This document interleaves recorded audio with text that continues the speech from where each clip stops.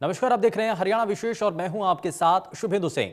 भिवानी के डाडम में खनन के दौरान पहाड़ का बड़ा हिस्सा ढहने से 4 लोगों की मौत हो गई, जबकि 2 अन्य गंभीर रूप से घायल हुए हैं, जिन्हें हिसार के सरकारी अस्पताल में भर्ती कराया गया है। यह हादसा जहां हुआ वहां एक खान है और इसी के पास पहाड़ से पत्थर गिरे, जिससे यह हादसा हुआ।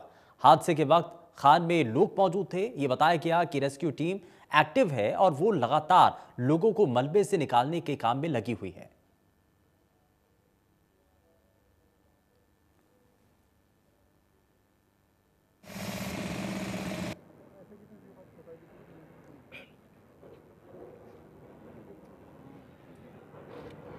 तो भिवानी में ये बड़ा हादसा हुआ है और ये बेहद दर्दनाक हादसा, जिसमें कई मजदूरों के दबे होने की जानकारी है और साथ ही इसमें कई गाड़ियों की दबने की भी बात सामने आ रही है। हालांकि रेस्क्यू ऑपरेशन लगातार किया जा रहा है।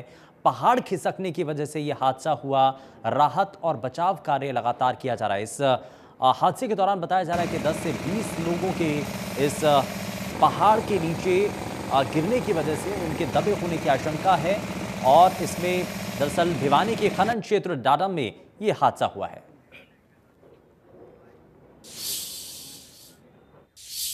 भिवानी हादसे पर राहत बचाव कार्य किया जा रहा है। मौके का जायजा लिया हमारे सहयोगी रवि जांगड़ा ने। एक रिपोर्ट आप देखिए।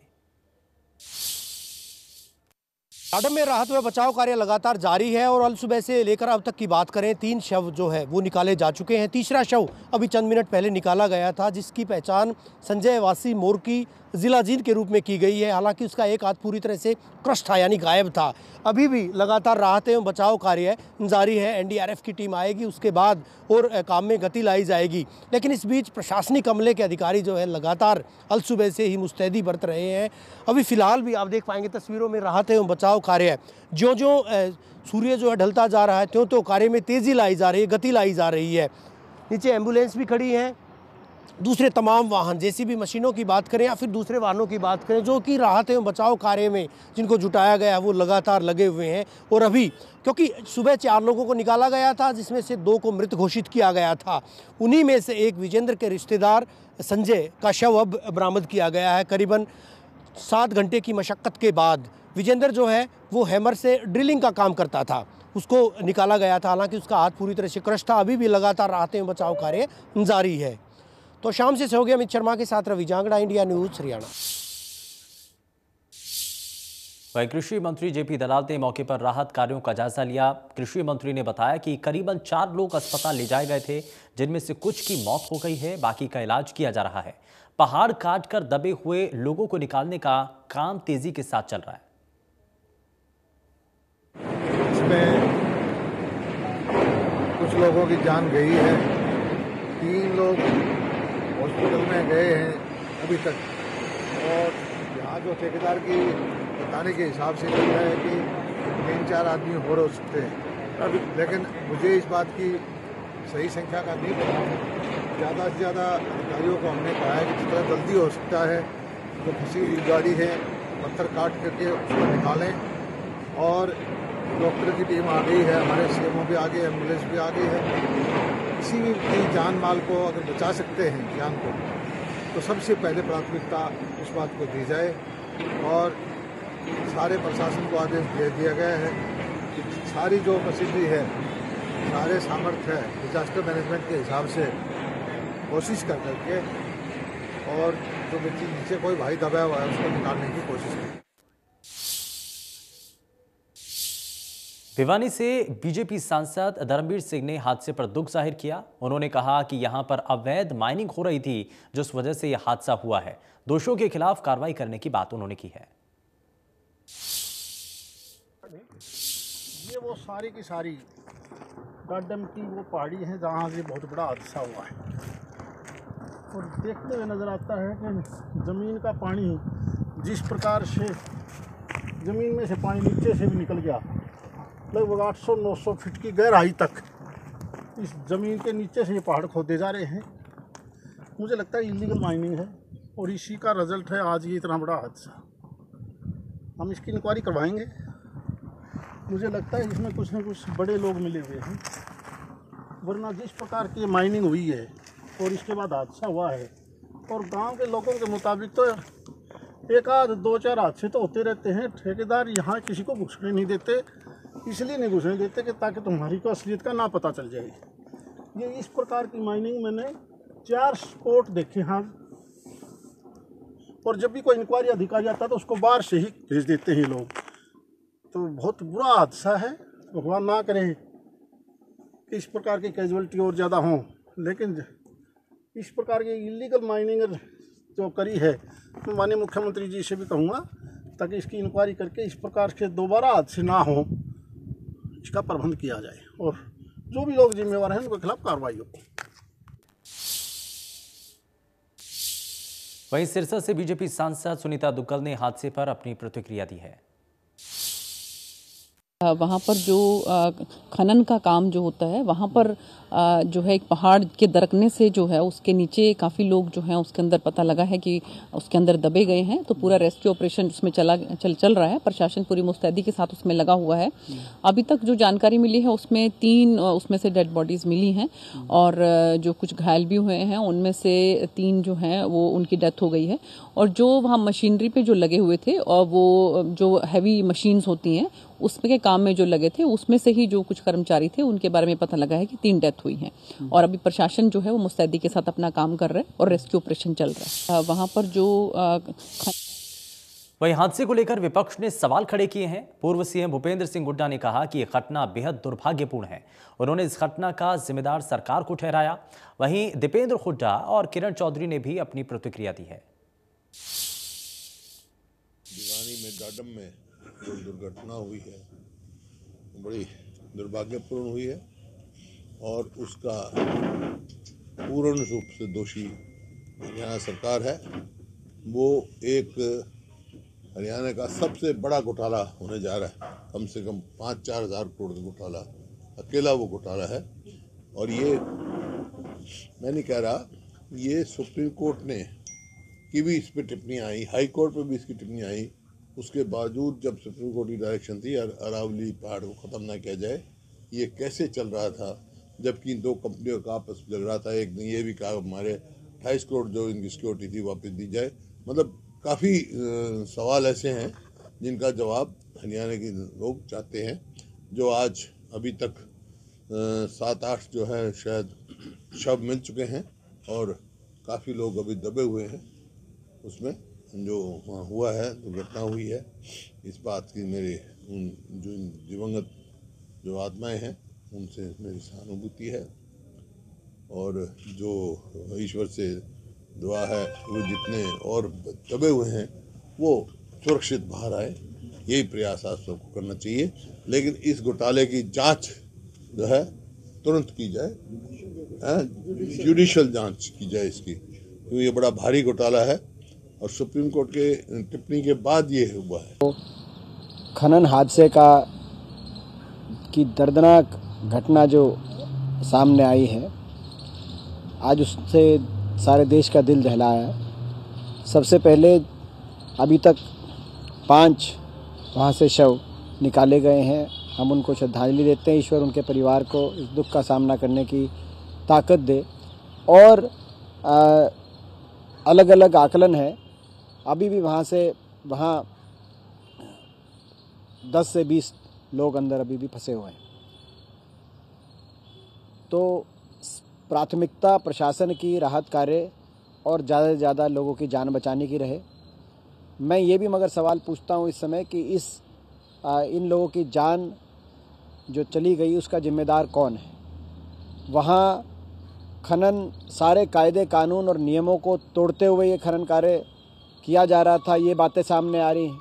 इस खनन के पीछे कई बड़े व्यक्तियों के नाम आ रहे हैं। कोई ऐसे व्यक्तियों के नाम आ रहे हैं जिनके तार उच्च पदों पर बैठे हुए लोगों से जुड़े हुए हैं हरियाणा में। इसीलिए साथ ही राहत कार्य हो, मुआवजा दिया जाए सभी परिजनों को जिन्होंने अपना कोई खोया आज, क्योंकि ये दुर्घटना नहीं, एक तरह से हत्या है। इस पे आपराधिक मामले भी दर्ज हों और साथ में जांच हो, निष्पक्ष जांच हो। जांच हरियाणा पुलिस से जांच से किसी की संतुष्टि नहीं होगी। निष्पक्ष उच्च स्तरीय जांच हाई कोर्ट या सुप्रीम कोर्ट के सिटिंग किसी जज की निगरानी में जांच हो, ऐसी मैं मांग करता हूं। तो शाम क्षेत्र के अंदर डाडम पहाड़ी के अंदर जो दुर्घटना हुई है आज, उस बहुत ही बेहद दुखद है। आज नए साल के ऊपर ये ऐसी सूचना मिली जब, और जो मृतक मजदूर भाई हैं उनके परिवारों के प्रति मैं संवेदना प्रकट करती हूं, और जो घायल हुए हैं उनके भी जल्द से जल्द अच्छा से अच्छा उपचार हो, उसकी भी मैं कामना करती हूं। और प्रशासन से जो है ये मेरी मांग है कि उनकी देखरेख फटाफट करी जाए। साथ के साथ जो उचित मुआवजा जो है वो सरकार की तरफ से जो है इन मजदूरों को मिले। साथ के साथ एक बात मैं और कहना चाहती हूँ कि बार बार ये खनन की जो है मसला मैंने विधानसभा के अंदर एक बार ही नहीं कई बार जो है उठाया है, लेकिन हमेशा उस मसले को जो है देखा अनदेखा कर दिया जाता है। तो जो भी इस लापरवाही के पीछे है या जो भी माफिया इस खनन के पीछे जिसके कारण ये हादसा हुआ है, उनके खिलाफ सख्त से सख्त जो है ये सरकार कार्रवाई करे। ये जो है मेरी मांग है सरकार से। वैष्णो देवी मंदिर में शनिवार रात को हुए हादसे में 12 लोगों की मौत हो चुकी है, जबकि 15 लोग इसमें घायल बताए गए। मृतकों में अभी तक 8 लोगों की पहचान हो गई है और इनमें से 4 गाजियाबाद के, 2 दिल्ली के और एक हरियाणा और जम्मू कश्मीर के रहने वाले हैं। 15 घायलों में से 4 को अस्पताल से छुट्टी दी गई है और इस बीच प्रशासन ने एहतियात के बाद यात्रा फिर से शुरू कर दी है। इस बार सुरक्षा बढ़ा दी गई है और भीड़ को नियंत्रित किया जा रहा है। जगह जगह पर सुरक्षा बलों की तैनाती की गई है। यहां आपको बताएं कि नए साल के मौके पर वैष्णो देवी के दर्शन के लिए बड़ी तादाद में लोग पहुंचते हैं। ये बताया जा रहा है कि रात के वक्त करीब 2:45 बजे यहां भगदड़ मच गई। पुलिस प्रशासन का कहना है कि यहां लोगों के 2 समूह आपस में भिड़ गए, जिससे ये हालात पैदा हुए। हालांकि चश्मदीदों का यह भी कहना है कि सुरक्षा बलों ने लाठीचार्ज किया तो उसके बाद हालात ज्यादा बिगड़ गए। प्रधानमंत्री नरेंद्र मोदी ने भी हालात पर जानकारी ली है और हादसे पर दुख जाहिर किया है।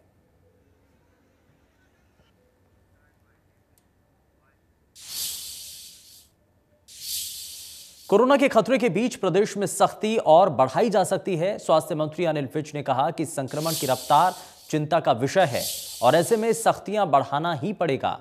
उन्होंने बताया कि इसके लिए मुख्यमंत्री आवास पर उच्च स्तरीय मीटिंग बुलाई गई है, जिसमें पाबंदियां बढ़ाने के साथ साथ और सख्ती करने पर फैसले लिए जाएंगे। वहीं नए नियमों को लेकर स्वास्थ्य मंत्री अनिल विज ने कहा कि सभी जिलों के डिप्टी कमिश्नर को आदेश दिए गए हैं कि टीमें गठित कर सभी संस्थानों को चेक करें और जहां कहीं भी टीकाकरण नहीं करवाने वाले मिले, उस संस्थान के संचालक पर धारा 188 के तहत कार्रवाई की जाए। जिनकी टीकाकरण की तारीख अभी ड्यू है, उन पर कार्रवाई नहीं की जाएगी। आवश्यकता पड़ी तो पाबंदियां और लगानी पड़ेंगी और सख्त करनी पड़ेंगी, क्योंकि कोविड जो है दोनों वेरिएंट डेल्टा भी और ओमिक्रॉन भी बहुत तेज़ी से बढ़ रहे हैं, इसलिए सख्ती तो करनी पड़ेगी। और लोगों से भी मैं अपील करता हूं कि वो खुद भी कोरोना नियमों की पालना करें, मास्क लगाएं, दूरी रखें और भीड़ भाड़ ना करें, ना भीड़ भाड़ वाली जगहों पर जाएं।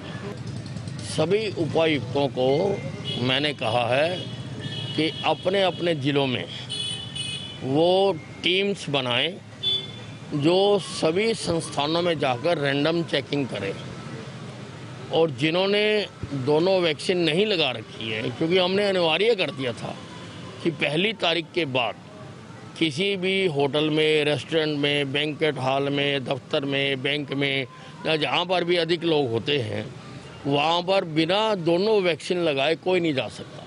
जिसकी ड्यू नहीं है उसकी बात अलग है, लेकिन जिसकी ड्यू है अगर उसने नहीं लगा रखी तो वो दफ्तर में नहीं जा सकता। और उसके लिए हमने जो भी उस संस्थान का मुखिया है उसको जिम्मेवार बनाया है कि वो चेक करे कि सर्टिफिकेट चेक करके ही अपने दफ्तर में या अपने संस्थान में वो आने दें।